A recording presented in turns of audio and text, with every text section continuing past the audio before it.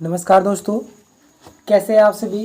उम्मीद है कि आप सभी अच्छे होंगे, स्वस्थ होंगे, मस्त होंगे। आज का वीडियो काफ़ी ज़्यादा खास होने वाला है, जहां पे हम लोग बात करने वाले हैं सहायक आचार्य भर्ती प्रक्रिया का और सीटेट वर्सेस जेटेट। क्या जो सीट खाली रहेगा या ये जो अंतिम मौका है, क्या है पूरी प्रक्रिया को आज हम लोग जानने वाले हैं। चैनल में आप लोग नए हुए तो सब्सक्राइब कर लीजिए, ठीक है। चलिए बिना देरी को स्टार्ट करते हैं।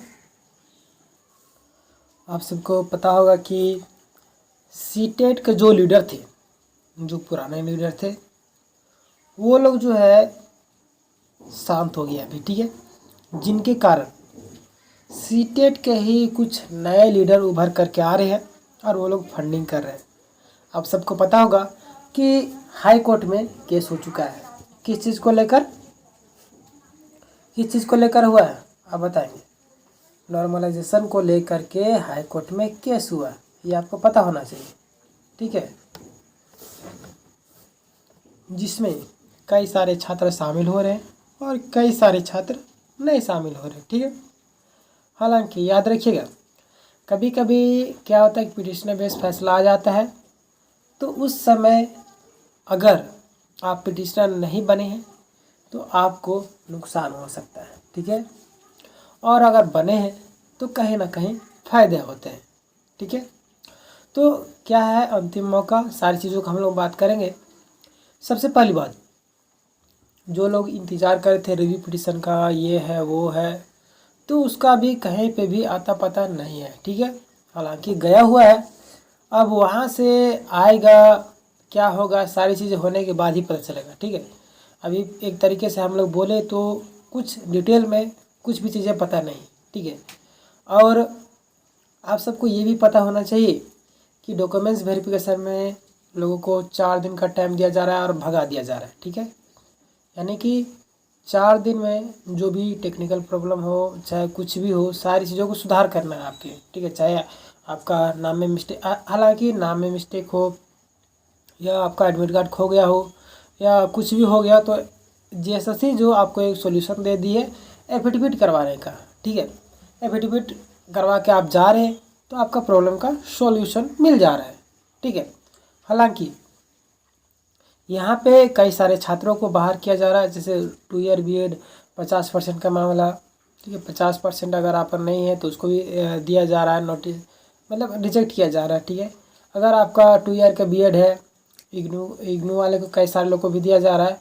और पहले क्या होता था कि 1 साल का बीएड होता है, ठीक है। 1 साल का बीएड होता था, जिनके कारण उसके बाद जब 2 साल का बीएड होना स्टार्ट हुआ, उससे पहले ही जेटेट एग्ज़ाम कंडक्ट हो चुका था, ठीक है। रिजल्ट आ चुका था, तो उन्हीं सारी चीज़ों को देखते हुए उसी के हिसाब से ये बहाली प्रक्रिया को निकाला गया था, ठीक है। तो 2 साल का जो लोग बीएड के, वो लोग तो ऑलरेडी बाहर होंगे। नोटिस तो आपने पढ़ा होगा तो ध्यान दिया होगा। अगर आप नोटिस नहीं पढ़े होंगे तो आपकी गलती यहाँ पे, ठीक है। जीएसएससी नोटिस निकालती कहीं ना कहीं वो मेंशन करती है, ठीक है। बस आपको नोटिस पढ़ना होता है। अगर आपने नोटिस नहीं पढ़ा, फॉर्म को फिलअप कर दिया तो दिक्कत नहीं है, लेकिन लास्ट मौका आपके पास है। अभी केस किया जा रहा है छात्रों के द्वारा। अगर आप चाहते हैं कि हमें भी शामिल किया जाए तो आप लोग शामिल हो सकते हैं, ठीक है। शामिल होने के लिए आपको कुछ पैसे वगैरह मांगे जाएंगे, हालांकि शुरू में नहीं, पहले शामिल होइए। अब केस तो लड़ना होगा तो कहीं ना कहीं आपको सहयोग तो फाइनेंशियली करना पड़ेगा ना, तो जिनके कारण समझिए कि आपका अंतिम मौका है। देखिए क्या होता है, पूरे अपडेट आपको मैं डिटेल में बताऊंगा। फिलहाल के लिए यही है कि सुप्रीम कोर्ट में बोल रहा हूँ, हाई कोर्ट में इसके लिए चला गया मामला नॉर्मलाइजेशन को लेकर के, ठीक है। और भी सीटेट वाले भी कई सारे बंधु हैं, वो लोग भी मिल चुके हैं। एक तरीके से एक टीम अलग से बनाया जा रहा है, ठीक है। पुराने लीडर अलग हो रहे हैं क्योंकि वो लोग हार चुके हैं ऑलरेडी, और वो नहीं चाहते कि मामले में और शामिल होकर के और भी प्रक्रिया को लंबा किया जाए, ठीक है। तो बहुत सारी चीज़ें हैं जो कि आपको जानना है। और रही बात सीट खाली रहेगा कि नहीं, तो यहाँ 100% नहीं तो कम से कम 110% आप रखिए कि बहुत सारे छात्र रिजेक्ट हो रहे हैं। डॉक्यूमेंट वेरिफिकेशन में भी आप लोगों का जो सीट है खाली रह जाएगा, ठीक है। ये आप देख लीजिएगा, मैं आपको बोल रहा हूँ ना कहीं होगा ये सारी चीज़ें। मैं गारंटी तो नहीं बोल रहा हूँ, लेकिन जो हिसाब से अभी चल रही मामला सारी चीज़ों को लेकर के मैं जहाँ तक अनुभव कर पा रहा हूँ, सीट खाली रह जाएगी, ठीक है। और सीटेड जेटेड हालांकि ये तो एक तरीके से कभी होता नहीं।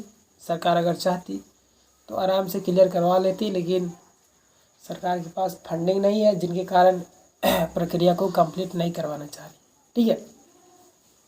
तो मामला थोड़ा सा और लंबा खिंचाएगा। और इधर तो छात्र फिर चले गए हाई कोर्ट, वहाँ पे भी लंबा खिंचा जाएगा मामला। तो कहीं हो सके कहीं जैसे सीजल की तरह डीबी होने के बावजूद भी आप लोगों का रिजल्ट देने से रोक भी लगाया जा सकता है, ठीक है। जैसे सीजल का एग्जांपल आपके सामने है कि डीबी कंप्लीट हो चुका है, लेकिन रिजल्ट आने से रोक लगा हुआ है। इस तरीके से जेटेट में भी हो सकता है। देखिए क्या है पूरा मामला। नॉर्मलाइजेशन में भी कई सारे नंबर ऊपर नीचे हो रहे हैं, 5-10 नंबर का छोड़ करके, मतलब कि उससे ज़्यादा 30-40 के 50 इस तरीके से नंबर आगे पीछे हो रहे हैं, ठीक है। कम नंबर वाले का भी सिलेक्शन हो गया, अधिक नंबर वाले का भी सिलेक्शन नहीं हुआ। तो यही सारी चीज़ें हैं जो कि आपको ध्यान रखना था। और बाकी बात ग्रुप में शामिल अगर होना चाहते तो आप लोग हो जाइए, ठीक है। कई सारे लोग शामिल हो रहे हैं और एक नए लीडर केस को लड़ने के लिए जा रहे हैं, ठीक है। तो ये था पूरा अपडेट। अंतिम मौका है आपके सामने। इसके बाद कोई भी व्यक्ति कोर्ट कचहरी का चक्कर नहीं लगाएगा, ठीक है, क्योंकि और भी कई सारे काम होते, सिर्फ सहायक आचार्य भर्ती नहीं, बल्कि बाद सीटेट के वैसे बंधु जो रिजेक्टेड है सभी को रिजेक्ट है, ठीक है। तो अब आपको 24,000 की बहाली में ही आपको इंतज़ार करना होगा। जेटेट का जो आया है फॉर्म उसको फिल कीजिए और आप लोग जेटेट की तैयारी कीजिए, झारखंड में नौकरी लेना है, ठीक है। तो चलिए मिलते हैं नेक्स्ट वीडियो में। अगर चैनल में नए होंगे तो सब्सक्राइब कर लीजिएगा, दोस्तों को इस वीडियो को शेयर कर दिए, ठीक है। चलिए, जय हिंद, जय भारत।